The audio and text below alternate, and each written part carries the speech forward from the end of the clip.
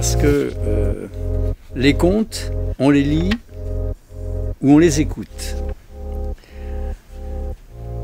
Alors, je vous propose par conséquent, dès que vous aurez lu cette courte introduction, d'entrer sans plus tarder dans le monde du conte de l'ami Adamante Don Simoni. Le conte est en effet un univers en lui-même, dont l'origine, les racines du conte merveilleux, que je vous conseille de lire, de Vladimir Propp, se perd dans la nuit des temps. Sa naissance est consubstantielle à celle du langage. Déjà dans les cavernes autour du feu, on peut imaginer les Homo sapiens racontant des histoires de chasse qui, au fil du temps, viendront enfler la légende des chasseurs-cueilleurs et des chamans. Comment faire venir la chasse? Comment faire pleuvoir ou faire revenir le soleil? Voilà bien matière à conte, n'est-ce pas? Une question qui a hanté la pensée de l'un des plus grands poètes du XXe siècle, René Char. Voilà matière à poésie, et Adamante n'est pas avare de son riche vocabulaire et de ses paraboles dans ce domaine.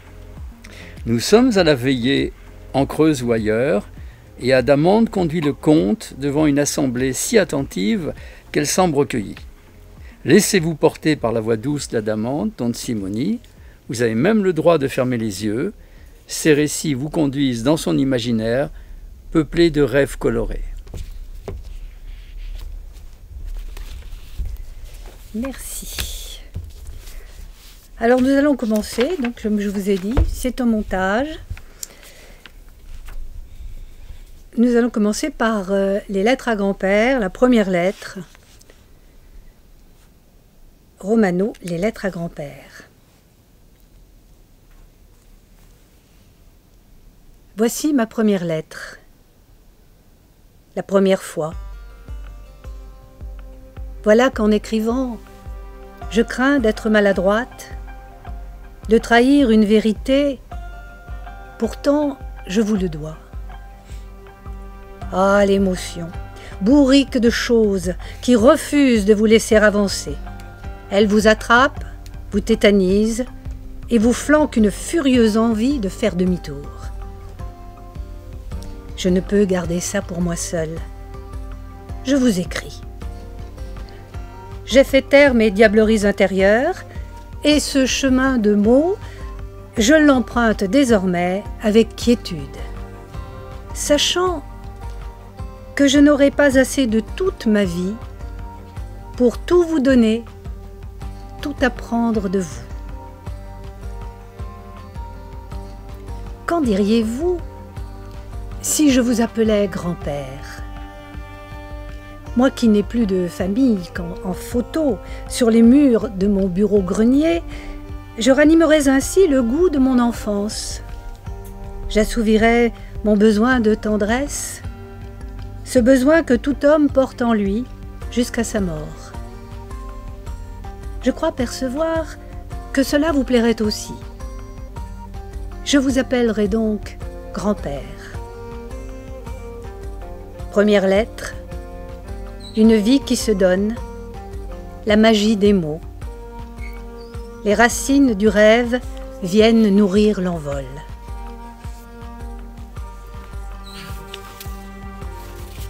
Je sais ne jamais vous voir, grand-père. Nos mondes sont si différents. Alors je vous imagine. Nous sommes en Creuse, à Ontario, dans la maison de mon grand-père. C'est l'hiver, l'heure entre chien et loup, quand les ombres tremblent, s'allongent, puis glissent lentement sur le mur. Je vous lis mes lettres. La vieille comptoise rythme la nuit, tandis que vous réchauffez vos mains au feu qui crépite dans la cheminée. Vous m'écoutez, les yeux mi-clos. Tout n'est que paix. J'ai le sentiment d'être enfin à ma place. Je me sens si seule, parfois, dans la vie des hommes. Je sais, je rêve. La maison a été vendue. Je n'ai plus ni comptoise, ni cheminée. Au 9e étage de ma tour, rien pourtant ne peut m'interdire cette rencontre. Où que je sois, vous êtes. Pourquoi m'encombrer de choses inutiles? Vision du cœur, un ressenti si profond, ma réalité. Un monde au centre du monde, étincelle dans ma nuit. Le conte. Il y eut beaucoup de fois. Le fauteuil, avec sa paille usée par les frottements répétés des jupes et des pantalons, a grincé bien souvent sous les mots des conteurs. De génération en génération, ils ont ponctué leurs mots des mouvements de leur corps, car le conte prend possession du corps. Il est l'enfant en gestation qui naît à chaque phrase et respire en son souffle. L'incessant frottement des fessiers, accompagnant l'intrigue, a patiné la paille, la rongé, la tanné, la modelé de leur mémoire. Parfois, quand vient la nuit, à l'heure de la veillée, le fauteuil se souvient. Et quand un nouveau conteur prend place entre ses bras usés, il capte les murmures qui remontent le temps. L'auditoire frémit à l'écoute des voix qui se mêlent à la sienne. Il était une fois. Il était une fois. Il était une fois l'immortelle sagesse des contes. Voici celui de Ré ou Ra, le dieu soleil de l'ancienne Égypte. Avalé chaque soir par Nout, la déesse du ciel, il combat chaque nuit Apophis, le serpent d'eau, le dieu du chaos et de l'obscurité, pour que chaque matin il sorte vainqueur du ventre de Nout, afin que renaisse le jour. La rose d'or. Dans le couchant, aux dernières lueurs orangées du ciel, Ré, amoureux, effleure une dernière fois la chevelure d'or de son aimé. La dame, voluptueuse, s'abandonne. Ultime caresse avant la nuit, dernier serment échangé. Les têtes tournent, les cœurs s'emballent, l'instant est au ravissement. L'amant murmure « Attends-moi, mon amour, je reviendrai demain. » La barque solaire m'attend et Nout s'impatiente. « Attends-moi, ma déesse, j'emporte avec moi ta grâce et ton parfum, ta transparence et ton éclat. » Par eux, cette fois, encore une fois, cette nuit, Ré, devenu rat, trouvera la force de vaincre Apophis, le serpent d'eau. Au matin, il sortira glorieux du ventre de Nout. Pour l'heure, la déesse l'avale. La nuit est là. Alors, sous la voûte étoilée où la lune prend place, l'amante, en un soupir, abandonne à la terre sa robe d'or et ses cheveux. La nuit est douce. La nuit est bleue, grand-père. Du bleu de la pleine lune, dans un ciel où affleurent à peine quelques nuages. J'oublie les immeubles. Sous le ciel, c'est la forêt qui respire. Les sources, l'herbe et le cœur de la terre rythment mon éveil. Dans cet océan nocturne, quelques stratus égarés glissent comme des âmes pressées vers un rendez-vous incertain. Tout passe et disparaît. L'écran sombre est de nouveau vierge de toute présence. La lune solitaire veille, je la contemple. Qui demain observera la nuit derrière ce carreau lorsque j'aurai à mon tour franchi la limite du connu. Oui, tout passe, grand-père. Qui sait si la lune ne regarde pas ces milliards de petits hommes qui naissent, se pressent et disparaissent, comme je le fais des nuages. Stratus pressé, la lune solitaire, dans l'océan bleu, pas de mélancolie ce soir, un éclat à partager. Un jour, un autre, grand-père. Qui n'a jamais rêvé, la nuit, sous le ciel étincelant d'étoiles? Qui n'a jamais ressenti ce trouble de la multitude?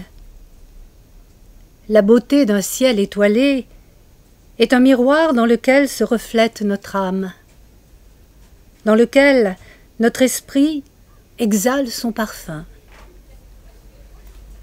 En contemplant le ciel, nous percevons intuitivement que nous sommes à notre place, un petit éclat de lumière, que de là-haut peut-être, un autre, au même instant, nous observe. Voit-il la terre en bleu, grand-père, ou en est-il trop loin? Ne voit-il de nous qu'un point lumineux, entouré de myriades semblables à celles que nous voyons? Voilà qui nous invite au rêve et nous inquiète. Cela ne serait-il pas plus vindicatif que nous le sommes? Le rayonnement, un feu communicatif, un feu qui nous lie. La force de la pensée et langage universel. Une perle de pluie. Une perle de pluie, habillée de soleil, sur un fil tendu entre deux herbes, offert pour l'accueillir, s'est posée un matin à l'heure de la rosée. Toute vibrante de vie, elle s'est donnée aux oiseaux pour les désaltérer. Elle a porté l'espoir, a fait frémir les derniers rêves égarés de la nuit, dans la fraîcheur du jour. À travers ses reflets, comme un voile soulevé par un souffle, le cachet, un instant révélé, a dit, dans son silence, l'ineffable lumière. Alors, fermant les yeux, j'ai senti sur ma joue quelque chose d'humide couler, sans faire de bruit. L'Ankou. Vous connaissez la faucheuse bretonne. L'Ankou arrive dans votre ville chercher sa provision d'âme. Ni cris, ni pleurs n'y feront rien. L'heure a sonné pour qui entend claquer les fers de son cheval sur le pavé.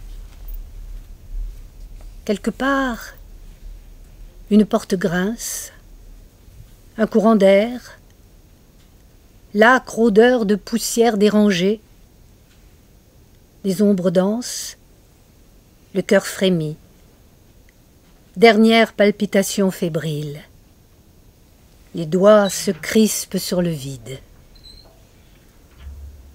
Dans l'encadrement de la porte, une silhouette drapée de ténèbres attend, sans hâte, que vous ayez cessé la lutte. Alors, elle s'incline avec respect et, sans un mot, vous invite à la suivre. Une porte claque, quelques grincements des cieux, le cheval s'éloigne. La nuit n'a jamais été aussi calme. L'arbre des origines. L'arbre semble seul à l'horizon. Mais dans son feuillage, des milliers d'esprits font bruisser les feuilles. Sois comme l'arbre, tu ne seras jamais seul. Sois comme l'arbre, tu auras la force. Sois comme l'arbre et rayonne.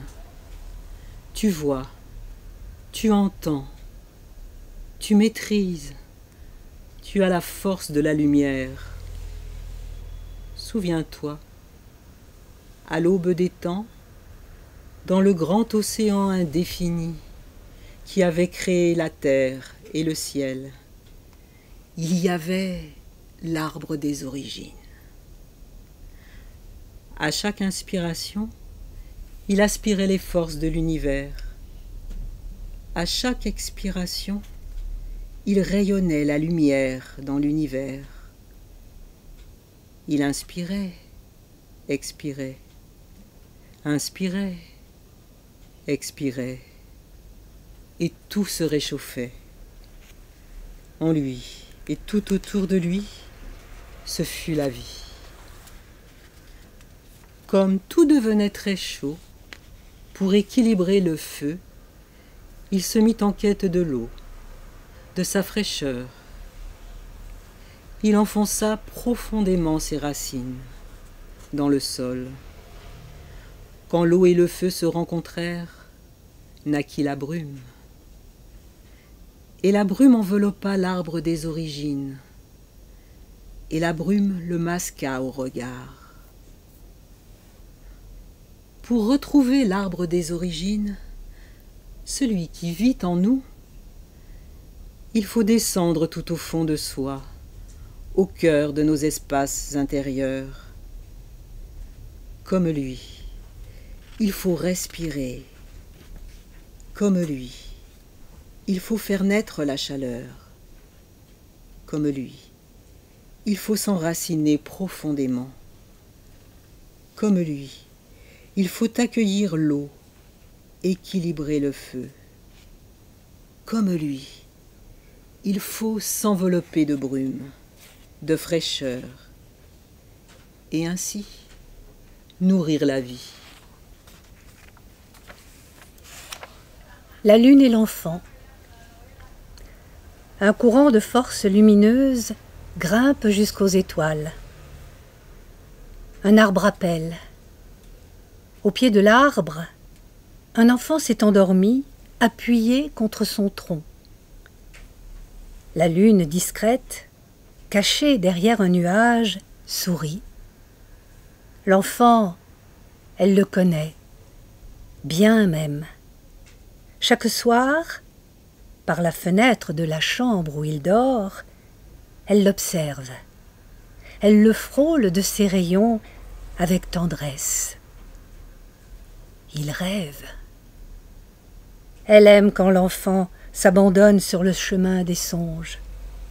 Elle l'accompagne. Et dans son cœur de lune, et dans son cœur de mer, elle sent une chaleur monter. Elle rayonne, elle se met à briller. Ce qui la fait briller, la lune, quand elle se penche ainsi sur l'enfant pour l'envelopper de sa douceur, c'est une perle d'or qui frémit au plus profond d'elle. À peine un petit point, très lumineux, un minuscule petit éclat de soleil, une immense vibration d'amour. L'arbre, depuis le temps qu'il rêvait d'attraper la lune. Tout petit déjà, à peine sorti de terre, il bouillonnait de sève à vouloir la toucher. Ses rameaux se tendaient, voulant suivre son âme, qui entourait la belle pour lui chanter l'amour quand elle s'arrondissait. Il rêvait de grandir tous les ans un peu plus. Mais un jour, il comprit qu'il ne grandirait plus, et que jamais ses branches ne toucheraient la belle qui miroitait là-haut, et qu'il aimait toujours d'un amour infini. Puis il devint très vieux, son écorce durcie, ravinée par les eaux, éclatée par le gel, laissa apercevoir son bois tout affaibli. Il paraît qu'aujourd'hui, au sommet de son âge, on l'entend soupirer les nuits de pleine lune, et ses bras décharnés, dans l'hiver tremblotant, tentent parfois encore de se hisser vers elle, afin de lui offrir, en cet ultime hommage, les trésors de tendresse conçus durant sa vie. La dame de l'écorce. J'allais sans but, goûtant le plaisir de fouler l'herbe. Je souriais sans raison. J'étais loin de la ville. Quelques stridulations, quelques chants d'oiseaux, le froissement de l'air sous une aile invisible. Tout cela suffisait à mon bonheur. J'étais seule, et pourtant soudain, je sentis une présence. J'eus l'impression d'avoir pénétré une autre dimension, un de ces univers parallèles qui s'imposent à vous quand on s'y attend le moins. Le paysage avait pris la densité que confère la magie. Tout semblait pareil, mais ce n'était qu'une illusion. C'est alors qu'au travers de la vibration, drapée d'écorce, je la vis. Était-elle née du rêve de l'arbre? S'était-elle réfugiée en lui, s'y confondant par mimétisme pour échapper à quelque danger? Son visage me faisait penser à une sculpture de Miro, la plus belle, si belle, ou encore à un Modigliani, tellement son cou était long, si long. Elle m'observait. Nous nous sommes regardés un moment sans rien dire. Elle semblait figée dans son mouvement, comme si elle avait été interrompue alors qu'elle s'apprêtait à quitter le tronc. Peut-être pour aller danser dans le sous-bois, ou rejoindre quelque esprit du lieu. Mais tout ceci n'est pas affaire humaine. Inutile d'espérer une réponse, ou de se perdre en conjectures. J'ai bafouillé une excuse, fait demi-tour, et sans me retourner, je me suis éloignée. Je me demande si j'ai encore toute ma tête à vous raconter cela. Vous devez me trouver bien impoli. C'est vrai ça. Quand on fait une telle rencontre, on essaie au moins d'établir un dialogue. L'enfant et les cailloux. Elle avait ramassé un petit caillou dans le lit de la rivière. Il était doré comme le soleil, chatoyant comme du velours, doux comme un rêve de lumière. Elle l'avait longuement admiré, puis elle l'avait mis dans sa poche. Un peu plus loin, un autre tout marbré de verre avait attiré sa main. Comme il était beau lui aussi. Et puis un autre, et un autre encore. Voilà qu'elle amassait un trésor. La poche pleine de ces merveilles, elle était revenue à la maison. Mais quand elle avait ressorti les petits galets pour les montrer fièrement à sa mère, ils n'avaient plus aucun éclat. Ils avaient séché et s'étaient ternis. Loin de la rivière, ils n'étaient plus que de vulgaires cailloux, fades, sans intérêt. Ils étaient du monde de l'eau. Sans elle, sans ses courants, ils n'avaient plus aucun attrait. Alors, elle les avait rendus au flot. Et là, comme par enchantement, ils étaient revenus à la vie.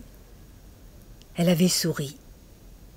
Puis, brusquement devenue grave, elle avait compris ce qu'était l'exil. Voyage.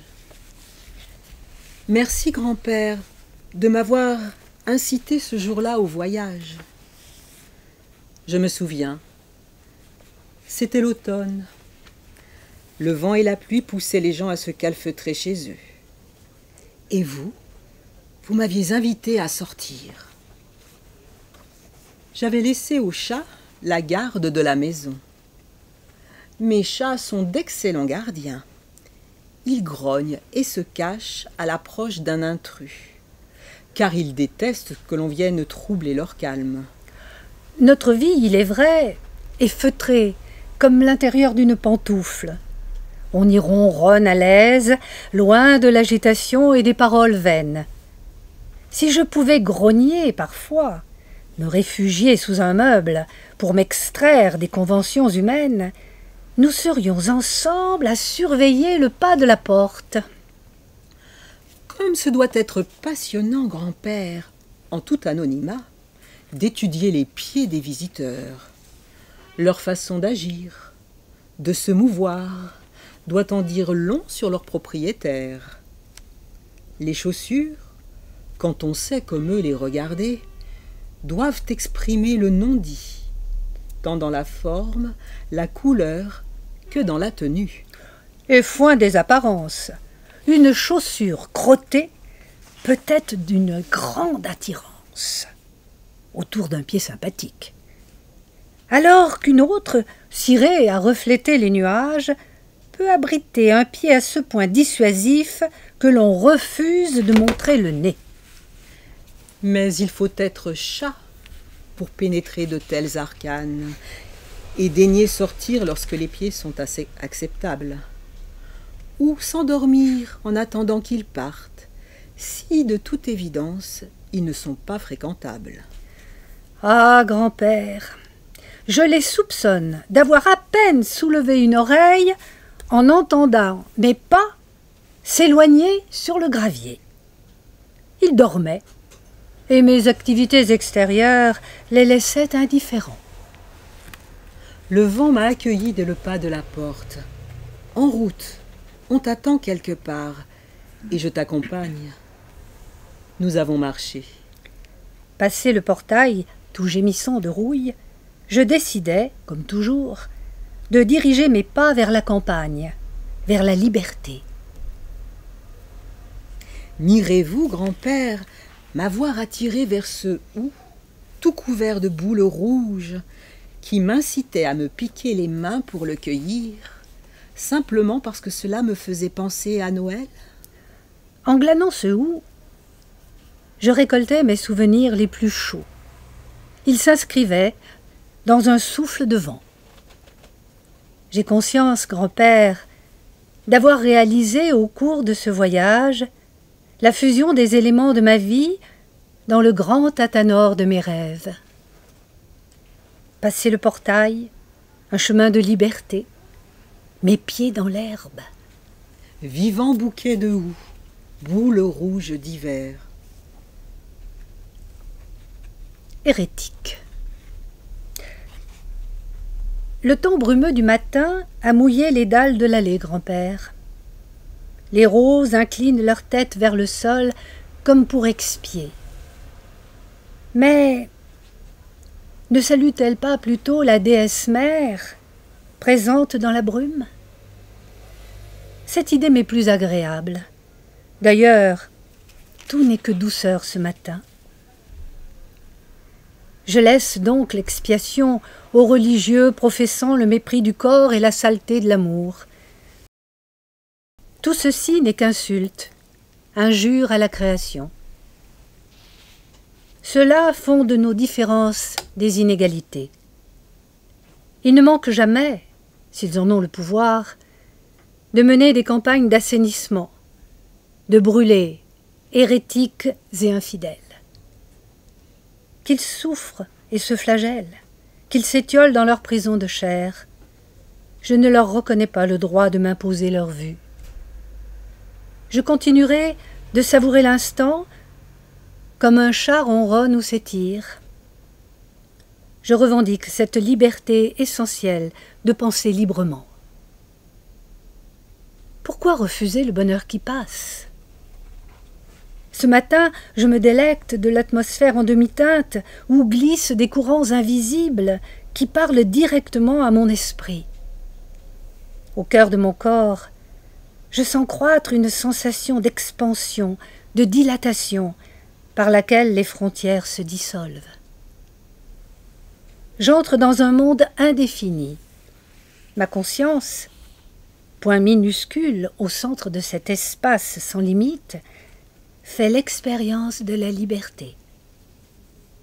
Dans cet océan de vibrations, par la palpitation de la moindre de mes cellules, mon corps m'apparaît d'une perfection insoupçonnée. Qui, le premier, a pu suggérer qu'une quelconque de ses parties puisse être méprisable? Que de souffrances, de frustrations furent générées par cette idée. Plus que les tempêtes, les séismes, elle fut dévastatrice. Sa domination fut le début de l'ère des ténèbres.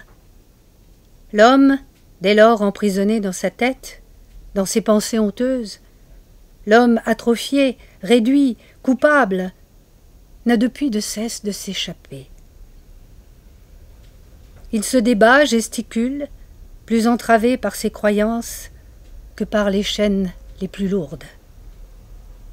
Un tel écrit, grand-père, j'en suis consciente, pourrait me valoir le bûcher, la lapidation, une mort exemplaire. Je n'oublie pas que ces temps de terreur sont en germe dans toute société. Nous n'en sommes jamais à l'abri. Mais cette menace n'est pas suffisante pour que je me taise. Je reconnais à chacun le droit de ne pas être d'accord, que chacun me reconnaisse cette liberté de penser et de dire. Je rêve d'un monde où le respect de l'autre, le partage de nos différences, ferait la richesse de l'humanité. Un monde où l'expérience de l'autre nous permettrait de comprendre ces mots. Nous sommes tous frères. Car en effet, nous sommes tous frères. Inégalité, souffrances et frustrations, bonheur interdit. C'est une insulte à la vie que de mépriser son corps.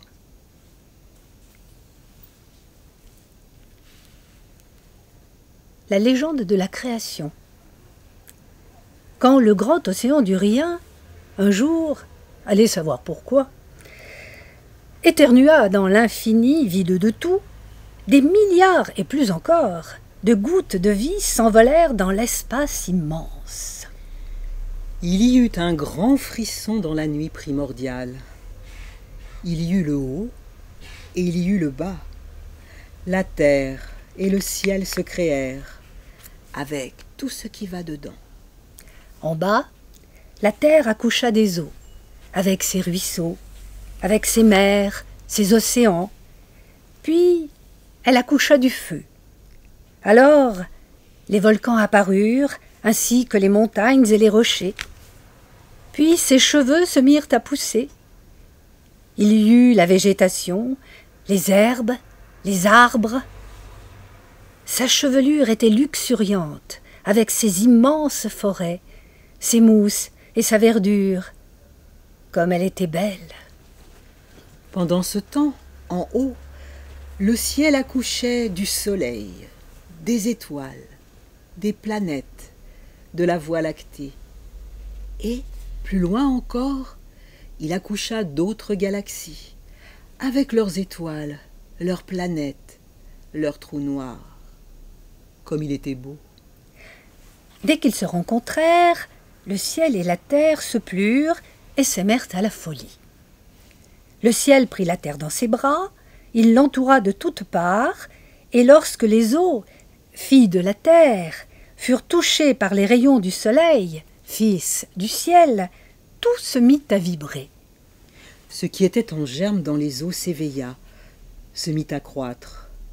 Cela prit beaucoup de temps, mais le temps n'existe pas quand on s'aime, comme s'aimaient alors le ciel et la terre. Un jour, les poissons apparurent. Un autre jour, certains d'entre eux quittèrent les eaux pour habiter la chevelure de la terre qui leur semblait si douce, si attirante. Alors les oiseaux, les mammifères firent leur apparition. Certains mangeaient de l'herbe, ils étaient gros et pacifiques. D'autres mangeaient les autres, ils étaient nerveux et voraces. Un jour, enfin, il y eut les premiers humains. Ils étaient petits, mais ils étaient malins. Ils marchaient debout. Et très vite, ils devinrent les rois de la création. Ils mangèrent de tout.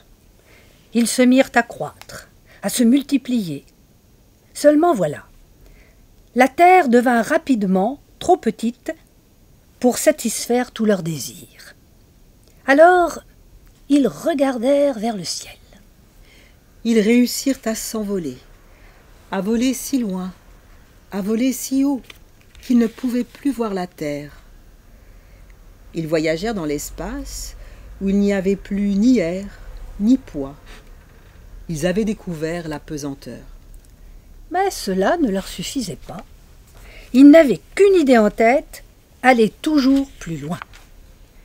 Ils firent beaucoup de bruit, beaucoup d'erreurs, beaucoup de dégâts. Ils étaient insatiables. Il leur fallait toujours plus. Rien, jamais ne pouvait les satisfaire. Tant et si bien qu'un jour, à force de jouer avec le feu, comme tous les apprentis sorciers, comme tous les êtres prétentieux, ils finirent par s'autodétruire. Il y eut un grand silence dans l'espace après la tempête. Il y eut de gros accrocs dans la création. L'air qu'ils avaient laissé fut longtemps irrespirable. Le monde en cendres était tout déchiré. Mais le ciel et la terre s'aimaient encore comme au premier jour. Le ciel entoura la terre avec plus de tendresse que jamais, et tous deux, dans leur grand corps malade, tricotèrent leur amour pour panser leurs blessures. Personne ne sait combien de temps cela dura. Et puis un jour, le grand océan du rien, qui dormait depuis des millénaires, Allez savoir pourquoi. se mit de nouveau à éternuer. Alors des milliards, et plus encore, de gouttes de vie s'envolèrent dans l'espace jusqu'à la terre. Cette légende, c'est grand-père qui me l'a racontée. Il la terminait toujours par un soupir en disant « Si le monde comprenait le sens de cette histoire... » Tout ne serait peut-être pas toujours à recommencer. C'est fini, c'est fini.